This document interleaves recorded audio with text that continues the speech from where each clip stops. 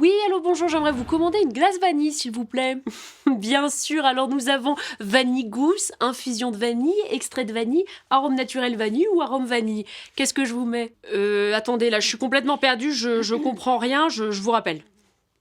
Et oui, il n'y a pas grand-chose de plus compliqué en matière d'ingrédients que les arômes alimentaires. Alors, entre les arômes naturels, les extraits et les infusions, comment y voir plus clair et comment distinguer ce qui est réellement naturel?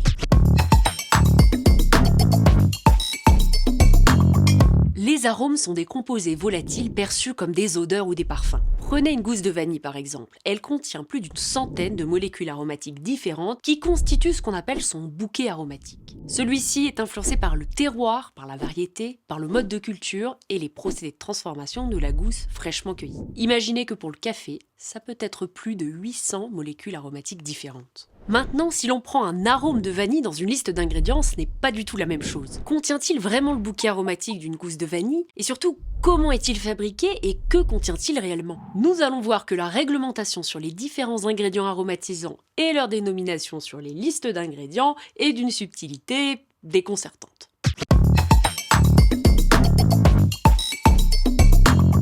En 1, nous avons donc les ingrédients qui correspondent à une matière première plus ou moins brute. Une gousse de vanille par exemple, c'est 100% naturel et ça offre une richesse aromatique incomparable. Bon, son seul défaut, c'est son coût élevé. En 2, nous avons les infusions, les hydrolats et les huiles essentielles. Ce sont des dénominations qui garantissent un procédé de fabrication simple et clair, au plus proche du naturel. Une infusion de vanille par exemple peut être obtenue par macération prolongée de la gousse dans de l'éthanol et on en trouve même, encore mieux, entièrement infusée dans de l'eau. Vous pourrez également trouver dans des listes d'ingrédients des huiles infusées qui répondent au même principe. Les hydrolats et les huiles essentielles sont quant à elles obtenues par distillation à la vapeur d'eau d'une plante ou d'une fleur en général. En résumé, rappelez-vous que ce sont tous des ingrédients qui préservent le bouquet aromatique de la matière première initiale. La troisième catégorie d'ingrédients aromatisants est celle des extraits. Issus d'un procédé de fabrication similaire à l'infusion, cette dénomination autorise toutefois l'utilisation de nombreux solvants chimiques ainsi que d'autres composés qu'on appelle les supports d'arômes et les adjuvants. Sans rentrer dans le détail technique, vous pouvez retenir que les extraits contiennent bien le bouquet aromatique de la matière première d'origine, mais qu'ils peuvent aussi contenir des ingrédients ultra transformés qui relèvent de la chimie alimentaire. En 4, nous avons les arômes naturels. Mais attention, ici le mot naturel fait référence à une origine naturelle et non pas à un état naturel. En effet, en plus de tous les ingrédients autorisés dans la composition des extraits, ils peuvent aussi contenir ce qu'on appelle des substances aromatisantes naturelles.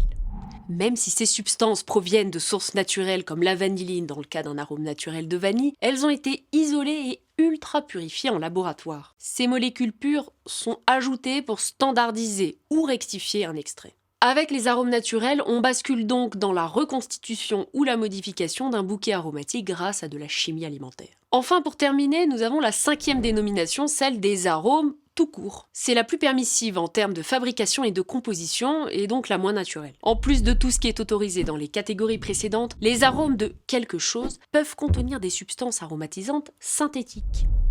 Un ingrédient qui s'appelle arôme de vanille peut ainsi contenir de l'éthylvanilline qui est beaucoup plus puissante que la vanilline, mais qui n'existe pas dans la nature. Résultat, un goût vraiment truqué et un parfum vanille qui n'a plus rien d'authentique.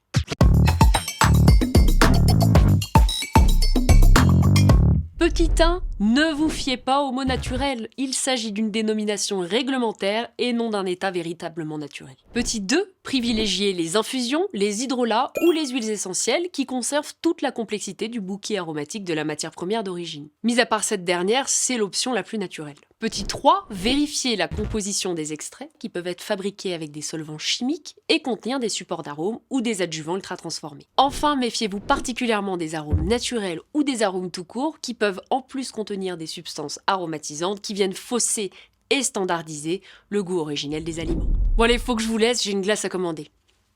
Oui, c'est moi, pour la glace.